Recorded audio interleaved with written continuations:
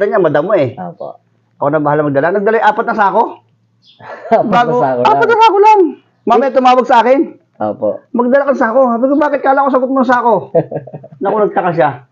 Halos naka-40 kaban. Naka-40 kaban O yung po. 7,500 square meter. Square meter. Oo, ang ganda ng buti lang pala. Walang spray. Opo. Yun lang abunong kaunti lang. Wala nang ano. Opo. Tsaka yung Adabus. Adabos.